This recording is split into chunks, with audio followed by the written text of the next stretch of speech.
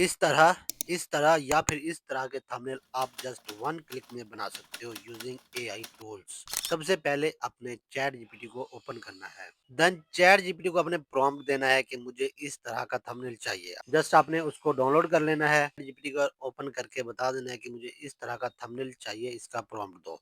वो आपके लिए एक प्रॉम्प्ट जनरेट कर देगा। इस प्रॉम्प्ट को यहाँ से करना है कॉपी।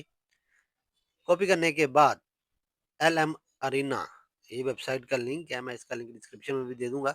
इसको आपने ओपन करना है।